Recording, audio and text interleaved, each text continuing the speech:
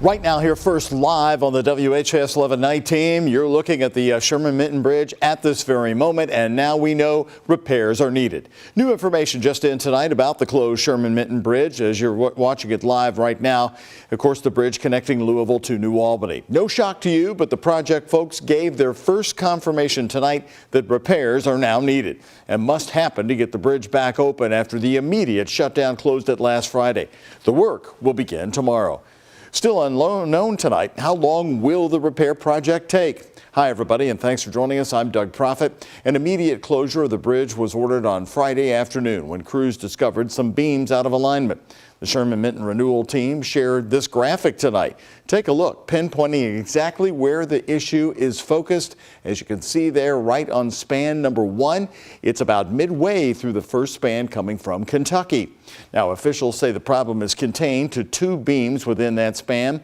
They do say that there's no structural damage to the bridge, so repairs can begin tomorrow. The bridge will stay closed, though, but they did at least give some hope in their statement tonight, saying it's expected to take days, not weeks. Transportation officials say they'll provide a reopening schedule as soon as their plans are finalized. New on the WHAS11 night team, police released clear photos of 2 men they want to talk with. They're persons of interest in the deadly shooting inside a Highlands bar and restaurant. WHAS11 night team's Taylor Woods and photojournalist Elijah McKenzie back in the neighborhood tonight, talking to a resident still shocked by this violence. Take a look. Police need your help finding these 2 men. They are being called persons of interest in the shooting death of 21-year-old Theodore Brown that happened right here at Cafe 360 in the Highlands. It's still hard to believe for some Highland residents like Stephanie Greathouse. I feel like this is a very safe neighborhood. I was very shocked when that happened, but it could happen anywhere, really. Cafe 360 voluntarily suspended its extended liquor license just 4 days after the deadly shooting. Greathouse commends the owner for refusing to sell alcohol between 2 a.m. to 4 a.m. over the next 6 months. But when you have people that are coming out and drinking until 4 a.m., I just think that that's a setup for disaster. The crystal clear image taken from a camera shows the 2 men in a bar. When activities become so intense, you have to have a cooling off period. Aaron Given, president of the Highland Commerce Guild, says establishments have been encouraged to have active safety over the last 2 years. Screening, have trained personnel on site, after hours officers, so you do have the authority to arrest. He says he doesn't want another late night establishment to wait until something happens before enforcing heavy security. People will ignore signage, they won't drive the speed limit, they won't stop at a stop sign, so why would they not bring a gun with them if they're used to packing a gun? Greathouse is pleased to see police moving fast in this investigation. I trust the police force. I know that they do the best job that they can. I'm sure that they are all in when it comes to trying to find out what happened here. In the meantime, police are hoping such a good image like this one will provide them the names and locations they need in Louisville. Taylor Woods, WHAS11 night team, on your side. If you know anything about this shooting, just last Sunday, it was March 3rd, and the 2 men in that photo, contact Louisville Metro Police at their anonymous tip line. It's 574-LMPD. Police say this man, 20-year-old Adrian King, is now facing charges for the death of a 15-year-old girl in Louisville in January. Dovia Purnell was killed in the Parkway Place apartment complex in the Algonquin neighborhood.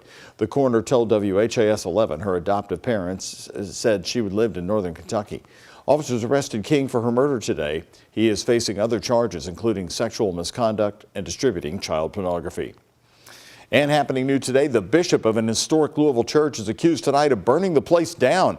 Indicted today on charges that he set his own church on fire almost 3 years ago. A grand jury indicted Jonathan Mullins on an arson charge for this fire that we covered on March 13, 2021. It happened at the Greater New Hope Community Church on East Jacob Street. The historic building was also the first synagogue in Kentucky. 1 firefighter was hurt at the time, and the building suffered severe structural damage. Prosecutors say evidence uncovered in the investigation led to the charges. If convicted, Mullins could face 20 to 50 years or life in prison. He's scheduled to be arraigned in a few days on March 18th. Now, the building has since been demolished and cleared. Take a look. We went back again today to look at the site, and we found that the lot is now a green patch of land. The daughter of former Clark County Sheriff Jamie Knoll appearing in court today, facing her own set of felony charges in this ongoing case. Casey Knoll turning herself in on Friday, accused of using money from Jamie Knoll's EMS company for personal purchases. She's the third member of the family to be arrested and the third to turn themselves in before the arrest warrant was signed. So Special Prosecutor Rick Hertel told the judge today he thinks that's suspicious. I have no idea even how Jamie Knoll, Misty Knoll, and now Casey Knoll know that a warrant drops. I anticipated charges in Casey's case last week because I received a call from the detective letting me know early in the week that they were proceeding with the case. Hertel didn't specifically accuse anyone of leaking information, but wanted to alert the court. Casey, by the way, posted her bond. It was $20,000. She did so this afternoon. Casey's parents, Jamie and Misty Knoll, are both also out on bond. Jamie is facing 25 felony counts, including theft, tax evasion, and official misconduct. Misty Knoll is charged with 5 counts each of theft and tax evasion. All have pleaded not guilty in this case.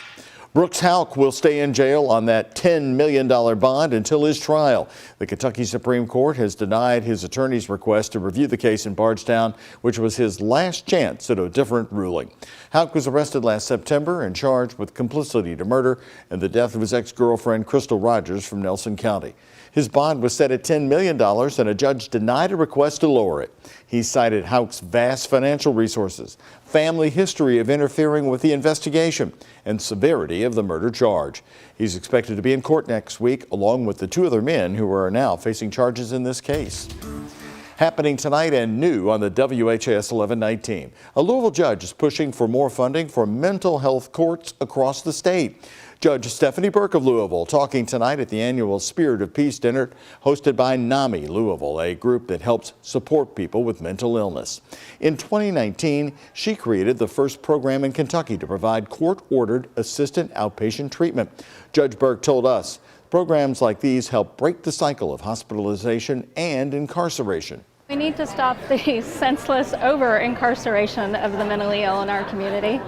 Unfortunately, because of lack of other options for these individuals, they often end up in jail, and that's just not the appropriate place for them. Judge Burke says funding for mental health courts was cut in the current Kentucky House budget, so they're advocating to have that funding restored by the Kentucky Senate.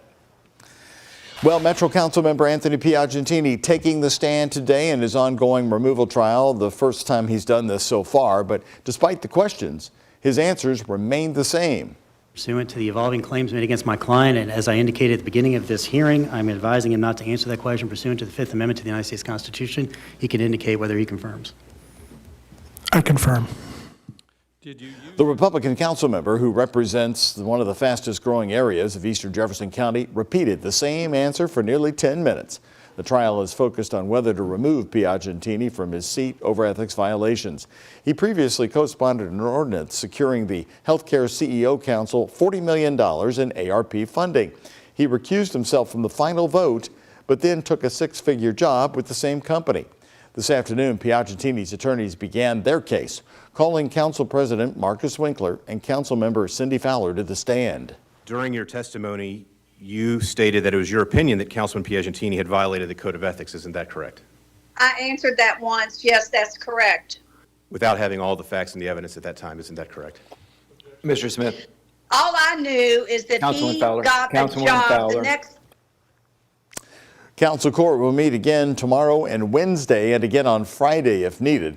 Deliberations are not expected to begin before the end of next week. A new bipartisan bill filed by Kentucky lawmakers could put an end to no-knock warrants nationwide.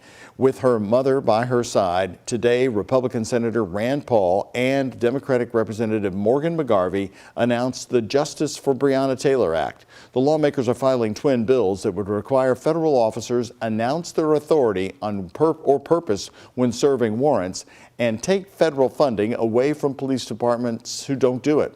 It comes nearly 4 years after Metro police officers shot Taylor during a gunfire exchange with her boyfriend while executing a no-knock warrant. That was March 13th, 2020. It's been 4 years.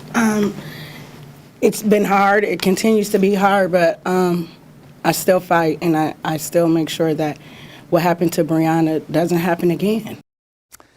Republican Senator Rand Paul proposing a nationwide ban in 2020, but that failed to make it out of the Senate Judiciary Committee in Washington.